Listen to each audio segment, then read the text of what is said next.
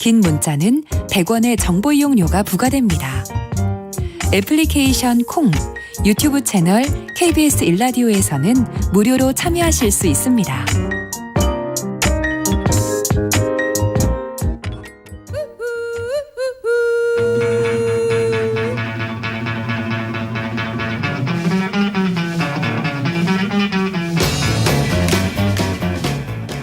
김성환의 있어야 자체 개편으로 오늘부터 새롭게 신설한 코너인데요.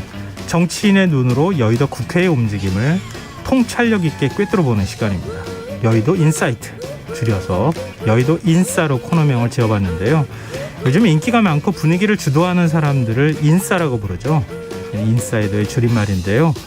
여의도의 인싸이기도 한 패널 두 분 어렵게 모셨습니다. 앞으로 저희 매주 시사회와 함께해 주실 텐데요. 민주당 신경민 전 의원 자리하셨습니다. 안녕하세요. 네, 안녕하세요. 신경민입니다. 네, 국민의힘 오신환 전 의원 나오셨습니다. 안녕하세요. 네, 안녕하세요. 오신환입니다. 이거 제가 진행하는 게 오히려 어색할 정도로 두 분이 방송을 너무 잘하시는 분이라서 제가 오히려 어색하기도 합니다. 지금 정치권이 본격적으로 이제 대선 열기가 점점점 달아오르고 있는 분위기예요. 민주당은 지난 주말과 오늘 또 TV토론, 국민 면접 방식의 예비 경선이 진행이 됐고요. 국민의힘은 대선 경선 준비위원장에 서병수 의원을 내정하고 본격적인 대선 체제에 이제 돌입을 했는데요.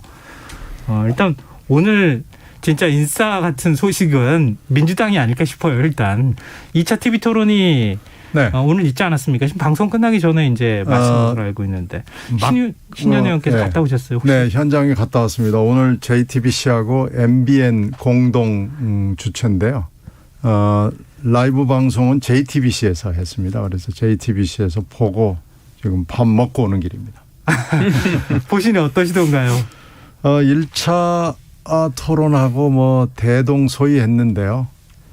그러니까 이제 이재명파와 반 이재명파가 나눠졌는데 네. 오늘 더 확실해진 건 이재명을 편드는 추미애 전 장관이 한 편 먹고 네. 나머지가 다른 편 먹고 그래서 특히 기본소득 등등을 놓고 말하자면 격돌을 한 거죠. 결국은 이재명 후보가 지난 4년 동안 주장을 해온 기본소득을 폐기하고 사과해라라는 것이 한쪽의 주장이고 이재명 지사는 끝까지 이걸 저항하더라고요. 그래가지고 결국은 사과에 사자도 안 나오고 끝났는데 재미있는 게 하나 또 있었습니다. 뭐요? 정세균 전 총리가 네. 이재명 후보의 그 여성관계를 직접 거론하셨어요. 네. 그래가지고 이런 부도덕한 후보를 어떻게 우리가 후보로 얘기할 수 있느냐. 이 부분도 명쾌하게 하고 짚고 넘어가자 그랬더니 뜻밖의 반응이 나왔습니다. 어떤 반응이요? 그러면 제가 다시 뭘 해야 될까요?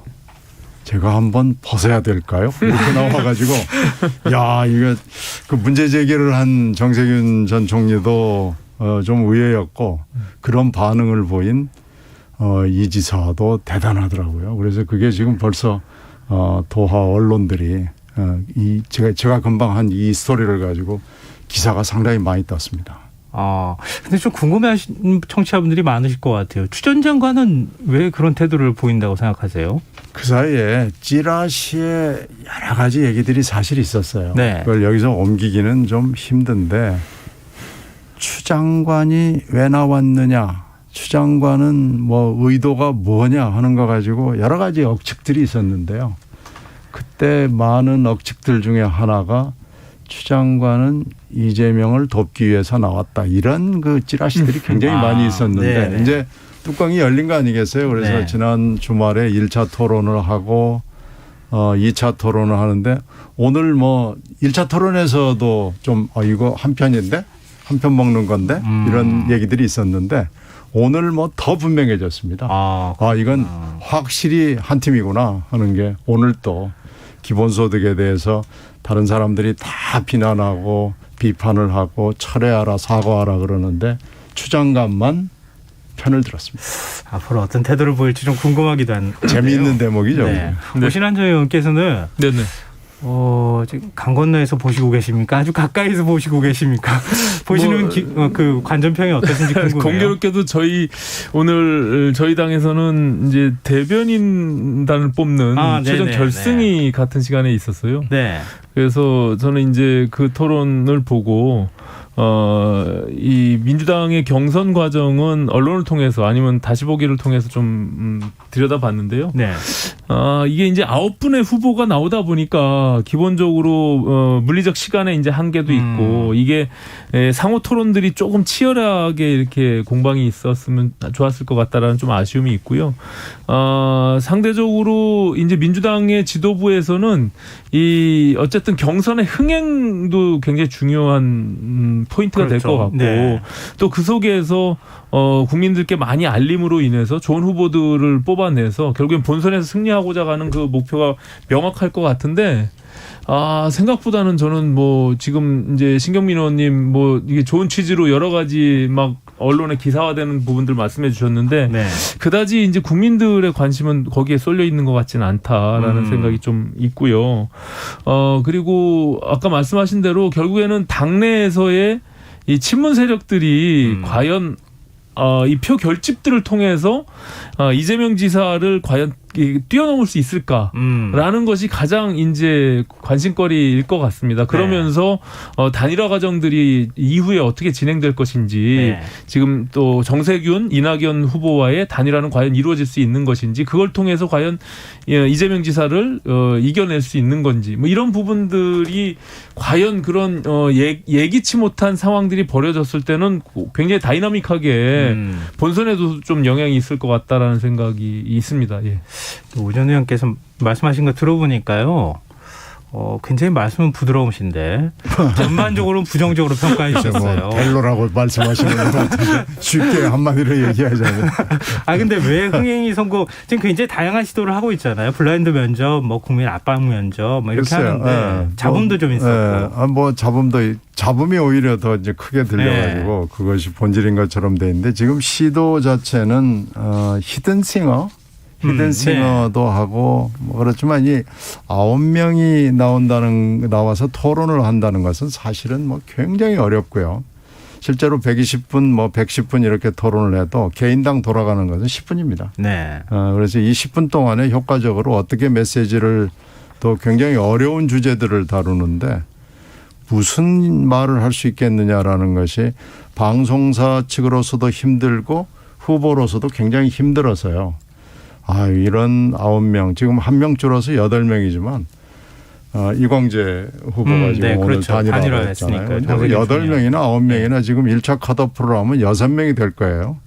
7월 11일이면. 네. 근데 6명도 그렇고요. 사실 4인까지는 어떻게 버틸 수 있는데 5인 이상이 되면 이게 좀 잘 안 됩니다. 무슨 방법을 써도. 제가 아까 사실은 이제 수치를 좀 말씀드리지 않았는데 오늘 이제 JTBC에서 라이브로 방송한 유튜브에 실시간 접속 수가 17,000명 정도 됐다고 그래요. 근데 저희가 말씀드린 대로 이제 4강 결승전까지 하는 저희 당 대변인 토론 배틀이 33,000명이 실시간 접속했거든요. 그러니까 이제 상대적으로 한 반수 정도 된 거고 12만 1,000명이 동시에 문자 투표를 해가지고 저희 당의 대변인을 뽑았는데 26살, 27살 2명의 대변인이 1, 2등을 했습니다. 이제 그런 것을 봐도 지금 사실은 대선 주자의 어떤 장이 지금 쓴 건데 민주당의 후보들이 그냥 무난하게 이재명 지사가 될 것이다라고 국민들이 다 그냥 예측하고 있기 때문에 오히려 그런 스펙타클이 좀 떨어지는 측면이 있다. 그래서 저는 그 판을 흔들지 않으면 민주당의 경선은 국민들의 관심을 끌기가 좀 어렵지 않을까라는 생각을 갖고 있거든요. 그럼 조언을 좀 한마디 해주세요. 저는 이제 이재명 지사의 그 지지세를 꺾을 수 있는 그 모멘텀들이 만들어진다면 그거는 굉장히 획기적인 거죠, 사실은. 그래서 아까 말씀드린 대로 나머지 지금은 이제 이광재 의원님이 빠지고 결과적으로 8명 중에 7명이죠. 이재명 지사와 7명의 후보들에 대한 표가 네. 결국에는 하나로 뭉쳐서 1대1 구도를 만들어갈 수 있을지 쉽진 않겠지만 네, 아니, 뭐 예. 초장이니까 두고 보시죠. 아 근데 이낙연 전 대표가 오늘 그 대선 출마 선언을 했습니다. 네, 오늘 메타버스를 이용해서 네. 했습니다. 근데 뭐 이재명 굳이 얘기하자면 여론조사 결과를 보면 이재명 지사 다음에 이제 이낙연 전 대표인데 지금 이제 오신환 전 의원께서 말씀하시는 것처럼 뭔가 역전의 드라마나 이런 걸 하려면 그 주축에 서 있어야 되는 거잖아요. 그렇죠. 2등 후보니까요. 네. 근데 오늘 대선 출마 선언 어떻게 보셨어요? 그건 뭐 굉장히 새로운 방법이죠. 지금 어차피 코로나 시국에서 전국에서 대선 출마를 예전처럼 출정식으로 한다는 것은 가능하지도 않고요. 지금 이재명 지사도 유튜브를 통해서 했고 이낙연 전 대표도 지금 메타버스를 이용해서 했기 때문에 사람이 모여서 하는 출정식이라는 것은 출마 선언이라는 건 이제 의미가 없어졌다는 것이 거의 모든 유권자들 눈에 당원들 눈에 분명해졌습니다. 네. 옛날처럼 뭐 으쌰으쌰하고 뭐 피켓 들고 뭐 소리치고 이러는 것은 거의 지금 불가능한 상황이고요. 금방 의원 말씀하시는 그 여러 가지 그런 반전의 상황 그것이 있을 수도 있습니다. 지금 있다고 보시는 거예요? 현재 상황으로 봐. 네. 왜 그러냐면 결선 투표 제도가 있기 때문에 네네. 50%를 얻지 못하면은 결선 투표를 할 수밖에 없고 한 5일 후에 하게 돼 있거든요. 네. 그러니까 지금 돌아가는 상황으로 봐서는 지금 아까 말씀드린 대로 초장이거든요. 네. 중장, 종장에 가서는 무슨 드라마가 어떻게 쓰여질지 지금 아무도 예측할 수가 없습니다. 그리고 지금 여권, 야권에 1등하는 두 후보가 지금 이 야권에서는 윤석열 후보잖아요. 근데 윤석열 후보라고 얘기할 수 있을지 없을지 잘 모르겠습니다. 어떤 지금 스테이터스는 좀 애매모호하지만 좀 불안하게 지금 보이는 여러 가지 증자들이 보이는데 네. 여권도 비슷합니다. 지금 아. 기본소득 가지고 붙어 있지만은 이것 말고도 굉장히 많은 여러 가지 일들이 이미 벌어졌고 이거에 대해서 이 지사가 어떤 태도를 보이느냐라는 것이 중요한데 지금 두 번 토론에서 보면은요. 네. 이 지사가 대응을 잘 못하는 건지 아니면 그렇게 일부러 대응을 하는 건지는 잘 모르겠습니다만은 거의 준비를 해가지고 오질 않아요. 그리고 모든 걸 그냥 깡그리 무시하고 뭐 오해입니다. 전체 맥락을 봐주시죠. 그렇게 해석하실 수는 있겠지만 뭐 이런 식으로 옛날 제가 박근혜 후보와의 토론을 보는 거하고 비슷한 느낌을 받습니다. 그때 박근혜 후보가 당시에 그랬거든요. 저는 그렇게 생각하지 않습니다. 뭐 이런 식으로 하면서 그렇게 생각하시든지요. 뭐 이런 태도를 보였는데 지금 이재명 지사가 거의 그런 태도를 보이고 있습니다. 중요 이재명 지사 쪽이 너무 부정적으로 말씀하시는 것 같은데요. 그러니까 이제 토론을 더 좀 진지하고 열심히 해서 이것을 막아내는 그런 자세 전환이 저는 필요하다고 봅니다. 아무래도 이 지사님의 그 대세가 네. 오래전부터 이제 지속되고 있고 네. 또 이낙연 후보 1, 2위 간의 격차가 상당히 벌어져 있거든요. 그래서 다소 좀 그런 지금 지적하신 부분들도 저도 느끼는 부분들이 있는데 네. 또 그 이낙연 후보가 갖고 있는 안정감이라는 것이 네. 토론을 통해서 빛을 발하고 있고요.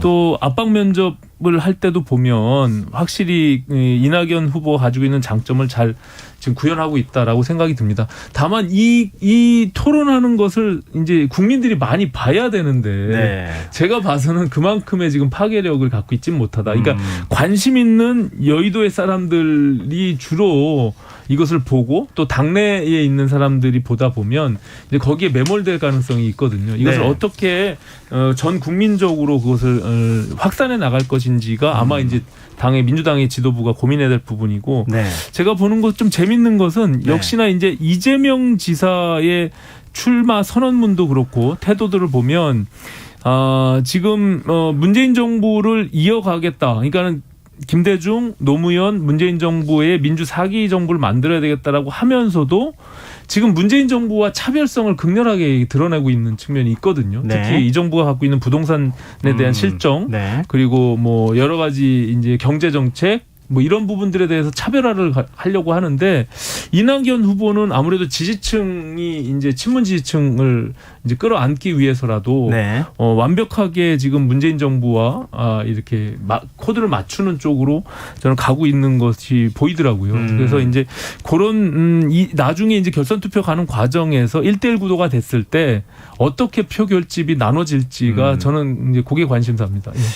우리 국가대표 선수든 아니면은 외국의 프로축구 리그 봐도 그렇지만 왠지 조금 못하면은 더 응원해주고 싶고 역전하는 거 좀 지켜보고 싶고 그런 심리들이 좀 있기는 하잖아요. 그래야 사실 흥행이 좀 되는 측면도 있어서. 싸움 구경이 제일 재밌잖아요. 나 하는 주자는 얼마나 힘들겠습니까? 정말 피곤합니다. 네. 이재명 지사의 뭐 현재로서 앞서 말씀하셨던 것처럼 자꾸 견제 대상이 되고 있다는 것은 그만큼 강하다고 하는 그런 증거이기도 할 테니까요. 근데 이 지사 발언을 두고 지금 윤석열 전 검찰총장과의 어떤 사실 이른바 색깔론이 지금 벌어졌어요. 이재명 지사의 미 점령군 발언을 두고 지금 역사관 논쟁이 벌어진 건데요. 좀 더 자세히 설명드리면 이재명 지사가 이육사 선생 그 문학관이죠. 거기에 안동에 가서 대한민국은 친일 세력이 미 점령군과 합작해 지배했다 이렇게 언급한 걸 두고 윤 전 총장이 역사 왜곡이다 이런 비판을 이어갔고 또 이 지사는 구태 색깔 공세다 이렇게 맞받아치는 일이 발생했는데요. 두 분의 의견을 좀 듣고 싶어요. 지금 이번 논쟁 윤 전 총장이 어찌 보면 중도층을 겨냥하는 건데 이른바 색깔론 들고 나오는 게 좀 의외다 이렇게 평가하는 의견도 있기도 하고요. 또 역사 논쟁은 해야 된다 이런 또 주장이 있기도 합니다. 오신환 전 의원께서 먼저 말씀해 주시래요. 지난 윤석열 총장이 29일 날 출마 선언할 때 보면 이제 예상과 달리 굉장히 오른쪽으로 치우친 발언들을 굉장히 많이 했어요. 자유를 굉장히 강조하면서도 그게 이제 뭐 전통적인 이제 과거 보수 정당이 지향했던 그 자유에 좀 이렇게 매몰되어 있는 측면들이 있어서 저도 의아스러운 측면이 있었는데요. 지금 역사 논쟁에 대한 부분들도 사실상 지금 지적하신 대로 그런 측면이 있지만 저는 그럼에도 불구하고 그 이재명 지사가 그 부분을 언급한 것 자체가 네. 저는 또다시 이 국민을 편가르게 하려고 하는 측면에서 굉장히 우려스러운 측면이 있습니다. 특히 이제 문재인 정부에서도 그런 피로감들이 굉장히 크게 나타나고 있고 네. 또 뭐 친일과 반일 아니면 친미 반미 이런 부분들의 구도 속에서 혹시라도 그 표의 이득을 갖고 오기 위한 하나의 전략으로 어프로치를 했다면 저는 굉장히 위험하다. 그리고 우리 대한민국 역사를 그리고 이런 대통령이 되시겠다고 하는 분이 이런 국가관과 역사관을 갖고 위험스럽게 접근하는 것은 저는 좀 문제가 있다 이렇게 봤거든요. 네. 근데 거기에 이제 윤석열 총장은 아무래도 이게 찬반이 확실히 갈릴 수 있는 이슈이기 때문에 네. 거기에 이제 맞대응을 함으로 인해서 본인이 갖고 있는 여러 가지 의혹들이 지금 막 증폭되고 있는 과정 속에서 네. 조금 이렇게 거기서 한 발짝 떨어져 뭐 이렇게 회피할 수 있는 그런 측면이 있기 때문에 국면 전환용으로. 예, 그런 네. 전략적인 어프로치도 그런 속셈도 있지 않나 저는 이런 생각을 해봤습니다. 예. 네. 지금 국민의힘 이준석 대표는 국민 분열을 통해서 정치적인 이득을 보고자 하는 술수가 보인다 이런 평가를 내리기도 했는데요. 신경민 의원께서는 어떻게 보십니까? 이재명 지사가 그렇게 뭐 엄청난 의도를 가지고 한 것 같지는 않고요. 네. 이육사라는 항일 민족 시인의 기념관에 가서 뭐 그런 얘기를 한 건데 윤석열 전 총장의 반응이 굉장히 거센 거죠. 네. 그래서 아마 이게 지금 뭐 해방 공간에서 2차 세계대전 이후의 그 상황에서 뭐 해석들은 조금씩 다를 수는 있지만은 대충 지금 뭐 그게 그 포지션이 어디에 있든지 간에 대충 합의되어 있는 얘기들은 지금 많이 나와 있는 거죠. 근데 이게 색깔 공세로 지금 해방 공간의 얘기를 다시 얘기할 만큼 우리가 한가 하는 생각이 있고요. 네. 아마 이재명 지사가 이걸 더 이상 끌고 나가려고 생각하는 것 같지는 않습니다. 그래서 뭐 이게 길게 갈 것 같지는 않은데요. 저는 윤석열 전 총장의 이 받아치기가 오히려 좀 깜짝 놀랐어요. 이렇게 받아칠 필요가 있는 이거 얘기해봐야 생산적이지도 않고요. 결국 건국 논쟁하고 비슷한 양태고 그런 논리의 대결이 될 거기 때문에 이거 뭐 별로 아무에게도 이득이 되지 않고 자기 편을 좀 모은다는 아마 그런 정치적 계산 정도는 있을 수 있지만 오래 끌 일도 아니고 그럴 사안도 아닙니다. 오신환 전 의원께서는 이거 좀 얼마나 계속 갈 것 같으세요? 저는 뭐 이번 토론에서도 민주당 내부에서도 이 문제에 대해서 지적하는 부분들이 있었고요. 네. 특히 이제 대한민국 역사와 관련된 측면에서 이게 한편으로 보면 저희가 민주화 운동의 5.18 문제를 보수 정당에서 건드리는 것처럼 이재명 지사가 우리 이 대한민국 그 정부 수립과 관련해서 미 점령군과 친일 세력의 합작이라고 단정하는 듯한 이런 발언들은 저는 굉장히 좀 위험스러운 측면이 있다. 그리고 불과 한 달 반 전에 지금 문재인 대통령께서 미국을 방문해서 네. 무명용사 참전자들에 대한 그 헌화와 그 예우를 다 표했는데 그거를 전면적으로 부정하는 듯한 이런 발언들 속에서 과연 또다시 논쟁을 일으키고자 하는 저는 그 분명한 의도가 있지 않았나라는 생각이 있는데 이것이 본인이 이제 발언하고 나서 오히려 이것이 큰 역풍으로 불 수 있는 측면들이 있어서 다소 지금 주춤하는 것이 아닌가 저는 이렇게 해석하고 있습니다. 네. 이 상황은 좀 더 지켜보도록 하죠. 지금 여러분께서는 KBS 라디오 김성환의 시사회와 함께하고 계십니다. 여의도 인싸 국민의힘 오신환 전 의원, 민주당 신경민 전 의원과 함께하고 있습니다. 뭐 자연스럽게 윤석열 전 검찰총장 얘기를 안 할 수가 없는데요. 첫 민생 행보를 시작을 했는데 그게 탈원전이에요. 사실 이거 어떻게 봐야 되는가? 아마 뭐 받아들이시는 쪽에 따라서 과거에 이제 탈원전에 대한 국민의힘 입장은 뭐 아마 많은 분들이 잘 아실 것 같은데요. 왜 이런 행보를 선택했다고 보십니까? 아직 국민의힘 입장도 하지 않았잖아요. 이제 제가 봐서는 철저하게 이제 문재인 정부와 대립각을 세우는 스탠스를 취하면서 국민의힘의 지지층에 굉장히 강하게 어필하고 있는 측면이 있거든요. 그러니까 본인이 국민의힘에 들어오지도 않으면서 오히려 중도나 이런 외연 확장들을 통해서 압도적인 승리를 얘기는 하고 있지만 저는 바깥에서 오히려 국민의힘의 지지층에 더 소구되는 이런 목소리들을 내고 그런 이슈들을 찾아가는 측면에서 아까 말씀드린 대로 오히려 바깥에 있으면서 굉장히 오른쪽으로 치우친 이런 어떤 정책이나 발언들이 계속 반복되고 있거든요. 네. 저는 전략적으로 좀 약간 의아스러운 측면이 있어요. 차라리 하루빨리 국민의힘으로 들어와서 당 내에서 오히려 우리 당내 지지층들을 흡수하고 그러면서 오히려 더 왼쪽으로 중도층으로 가는 이런 스탠스를 취하는 것이 네. 오히려 바람직할 것 같은데 바깥에 있으면서 오히려 우리 국민의힘에 굉장히 오른쪽에 치우쳐 있는 그런 당원들 지지층에 호소하고 있는 듯한 이런 전략들이 과연 뭐 어떤 의미를 갖고 있는지 저도 네. 속내를 잘 모르겠습니다. 예. 신경민 전 의원께서는 어떻게 보십니까? 윤 총장의 그 출마 선언, 본인은 정치 입문 선언이라고 얘기를 하던데 뭐 출마 선언이죠. 네. 그렇게 규정할 수밖에 없는데 출마 선언을 보면 핵심적인 내용은 그리고 뭐 거의 전체를 관통하는 내용은 반문입니다. 그러니까 반문을 하자면은 아마 그 원전 정책을 가지고 하는 것은 예상이 됐던 걸로 보이는데 또 하나는 이제 입당식이잖아요. 제일 핵심적인 게요. 네. 근데 지금 그냥 걸어 들어갔다가는 잘못하면 그 꽃가마는 그냥 꽃상여로 될 가능성이 있는 판이 정치판이거든요. 네.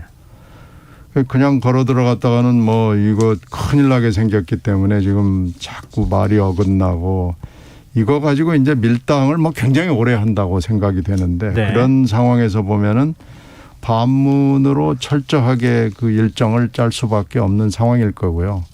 입당 시기는 8월 말에 탈한다고 8월 말에 턱 타고 이렇게 되지는 않을 것 같아요. 뭐 생각이 조금이라도 있는 사람 같으면은 그냥 걸어 들어가겠습니까? 그렇게 저렇게 보면 윤석열 전 총장의 행보는 좀 이해가 가요. 그리고 아마 계속 이런 행보나 행태를 보일 것 같고요. 결국 이준석 대표가 얘기하는 8월 말 경선 버스 출발론을 어떻게든지 안 타는 방법으로 가려고 하겠죠. 그렇게 저렇게 따지면은 네. 이걸 자기 페이스로 가야지. 이 걸어 들어가서 꽃가마 태워줄 줄 알았다가는 이거 큰 코 다칩니다. 지금 이제 그 신경민 전 의원께서는 8월 말 이 버스 정시 출발론도 거기에 안 들어갈 가능성도 있다 이렇게 얘기하셨는데, 그러니까는 국민의힘 자체 경선에 본인이 참여할 의지가 있으면 네. 지난 출마 선언과 동시에 저는 전격적으로 들어왔어야 되는 게 맞다. 원래 프로세스로 따지면. 네.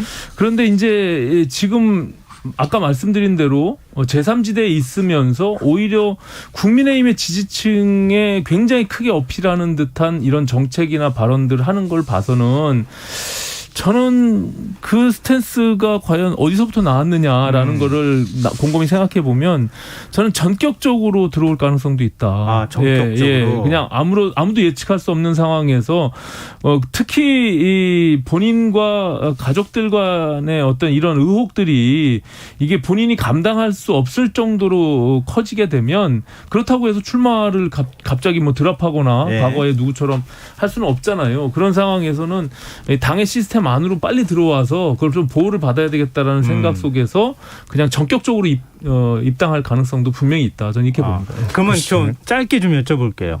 국민의당과 합당이 먼저입니까? 아니면은 윤석열 전 총장의 입당이 먼저일 것 같습니까? 국민의당과의 합당의 협상단을 대표로 제가 지금 맡고 있는데 생각보다 이게 그렇게 진척이 안 되고 있거든요. 그래서 협상단의 협상으로 가게 되면 저는 어찌 보면 아까 말씀드린 윤석열 전 총장이 먼저 전격적으로 들어올 가능성도 있는데 또 반면에 그냥 안철수 대표가 결단을 내릴 수 있는 측면도 분명히 있기 때문에 그거를 예측하기는 좀 어려울 것 같습니다. 신경민 전 의원께서 시간이 거의 다 돼가지고 마무리 발언 겸 해서 말씀해 주시죠. 그냥 들어왔다가는 뭐 죽는 수가 생기죠. 꽃상회로 바로 그냥 화장장으로 가기 때문에 경선 룰에 관한 뭐 어떤 담보가 있어야 될 거고요. 네. 본인의 인기 유지가 또 초미의 지금 제일 큰 현안이기 때문에 이 두 가지 문제를 보면서 결정할 거고요. 하여튼 뭐 쉬워 보이지 않습니다. 이 변수가 굉장히 많이 있다. 그러니까 윤 전 총장의 지지율 변화 폭도 사실은 굉장히 중요할 것 같고요. 잘 지켜야 되니까요, 지지율을. 그럼요. 안철수 대표가 어떤 결단을 내리는가 이것도 중요하다. 이런 말씀을 해주셨습니다. 오늘도 말씀 나누다 보니까 시간이 막 부족해요. 거의 다 끝날 시간이 다 됐습니다. 좀 아쉽지만 오늘 여의도 인싸는 여기까지 해야 될 것 같습니다. 지금까지 민주당 신경민 전 의원, 국민의힘 오신환 전 의원 두 분 말씀 고맙습니다. 네, 고맙습니다. 감사합니다. KBS 라디오 김성환의 시사야 1부 수사는 여기서 마무리하겠습니다. 저는 11시 영각 2부에 다시 찾아오겠습니다.